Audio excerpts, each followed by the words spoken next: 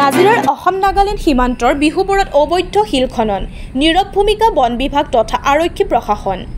অসম নাগালেণ্ড সীমান্তত অবৈধ শিল খননে বিপদ মাতিছে শৈলনগৰী বিহুবৰলৈ। যিকোনো মুহূৰ্তত দিখৌ নদীয়ে গতিপথ সলনি কৰাৰ আশংকাত ভুগিছে বিহুবৰবাসী। কাণসাৰ নাই বন বিভাগ তথা আৰক্ষী প্ৰশাসনৰ। বৰষুণ দিলে বোকা আৰু ৰ'দ দিলে ধূলিময় হৈ পৰে সমগ্ৰ বিহুবৰ। শিল মাফিয়া ক্ৰমে ৰিয়াজ আলী ওৰফে নানকি, গাজী খান আৰু জাকিৰ আলীৰ নেতৃত্বত চলি আছে অবৈধ খনন। বন বিভাগ আৰু আৰক্ষীৰ নিলিপ্ততাৰ সুযোগ গ্ৰহণ কৰিছে শিল মাফিয়াই। নাগালেণ্ড আৰু অসমৰ সীমান্তত এনেদৰে খনন কাৰ্যত ব্যৱহাৰ কৰা ফকলেণ্ড জেচিবিৰ অবাধ খননৰ দৃশ্য দেখিও আশ্চৰ্যকভাৱে নিমাত ৰাজ্যৰ বন বিভাগ তথা আৰক্ষী প্ৰশাসন। জনস্বাস্থ্যৰ প্ৰতিও ভাবুকি কঢ়িয়াই আনিছে এই অবৈধ শিলৰ ব্যৱসায়ীয়ে। বিহুবৰ থানাৰ তথা বন বিভাগৰ সন্মুখেৰে দৈনিক পাৰ হয় হাজাৰ হাজাৰ শিল কঢ়িওৱা ডাম্পাৰ, কিন্তু সকলো দেখিও নেদেখাৰ ভাওজোৰে প্ৰশাসনে।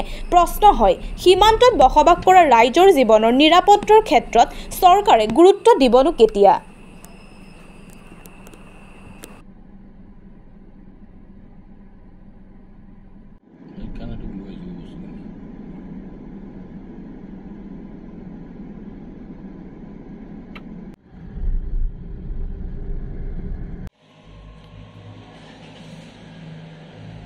আচলতে আমি এতিয়া আজি নাগালেণ্ড সীমান্তলৈ আহিলোঁ, সন্তক বিহুবৰ। ইয়াত আহি আচলতে আমি হতবাক হৈছোঁ।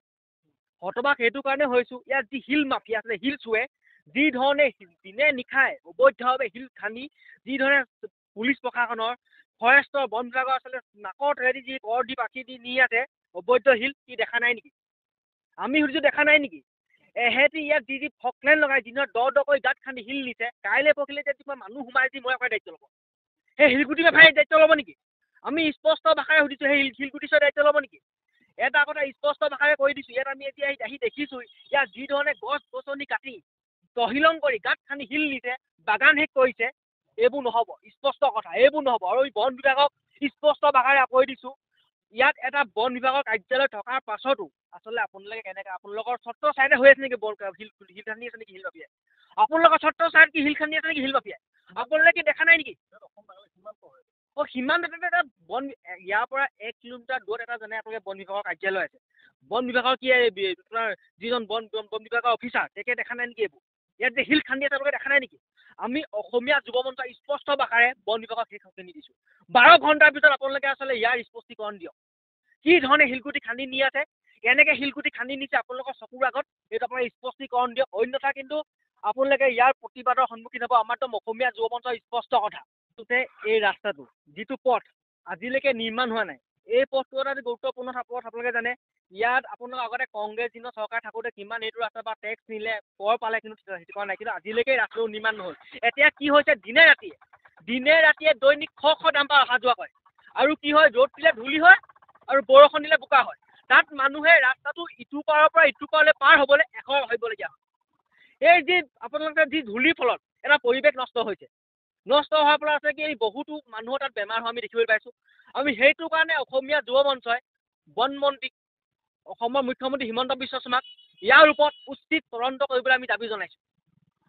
এই কথাটো প্ৰায় সত্য, কাৰণ তেওঁলোকে আমাৰ নাগালেণ্ডৰ চৰকাৰক দোহাই দি তেওঁলোকে আমাৰ অসমৰ মানুহে মাটি আমাৰ ডিছপুট এৰিয়াটো খান্দি তেওঁলোকে আগতো বহুত খনন চলাইছে আৰু এতিয়াও ধাৰাসাৰভাৱে মানে নিৰ্যাতন চলোৱাৰ দৰে খনন কৰি শিলগুটি উলিয়াই আছে। আৰু মানে পইচা দি তেওঁলোকে মেনেজ হৈ লৈ সকলো ওপৰৰ বিষয়ববীয়া সকলো আছে, আৰু তেওঁলোকে সেই জৰিয়তে মানে আমাৰ গোটেই পৰিৱেশ নষ্ট হৈছে। লগতে সেই ডিছপুট এৰিয়াত যিসমূহ আমাৰ চাহ জনগোষ্ঠীয় লোক আছে, লগতে বিভিন্ন ধৰণৰ জনজাতিৰ লোক তাত বসবাস কৰে, গোটেই জনজাতিৰ লোকখিনিৰ ওপৰত মানে প্ৰভাৱ পৰিছে। আমি এই বিষয়ে আগতো আমি জনোৱা হৈছে, কিন্তু কোনো ধৰণৰ পদক্ষেপ লোৱা নাই চৰকাৰেও, আৰু এইটো আমি অলপ মানে মনত দুখ পোৱা নিচিনা হৈছে আমাৰ। হয়, জড়িত আছে ইয়াত। আমি ক'বলৈ গ'লে এতিয়া ভূ মাফিয়া বুলি ক'ব লাগিব, শিলগুটি মাফিয়া। গাজীৰ খান বুলি এজন ব্যক্তি আছে, তেওঁ খুব ধাৰাসাৰভাৱে বাগান খান্দি আছে, লগতে গোটেই ডিছপুট এৰিয়াটো তেওঁ খান্দি আছে। লগতে ৰিয়াজ আলী আৰু এজন আছে নানকি বুলি এজন ব্যক্তি আছে, আৰু তেওঁলোকে নিৰ্যাতন চলোৱাৰ দৰে একদম ধাৰাসাৰভাৱে শিলগুটি খনন কৰি আছে আমাৰ ইয়াত। এনেধৰণে এইটো নিৰ্মূল কৰা যাব, চৰকাৰলৈ কি জনাব? হয়, আমি অনুৰোধ জনাব বিচাৰোঁ আমাৰ গোটেই বিহুবৰবাসী ৰাইজৰ হৈ, কাৰণ ইমান এটা বেয়া পৰিৱেশ হৈছে বিহুবৰখনত। গোটেই বায়ু প্ৰদূষণৰ লগতে ধৰক আমাৰ ৰাস্তা ঘাট চৰকাৰে ইমান কষ্ট কৰি ইমান ধন আদায় কৰি আমাক ব্যয়বহুলেৰে পথ নিৰ্মাণ কৰিছে। সেই পথত তেওঁলোকৰ অবৈধ শিল খননে ডাঙৰ ডাঙৰ ডাম্পাৰে অভাৰলোড নি আমাৰ গোটেই ৰাস্তা পদূলি বেয়া কৰিছে, লগতে পৰিৱেশ প্ৰদূষণ কৰিছে, লগতে আমাৰ অসমৰ মাটি নষ্ট কৰি আছে।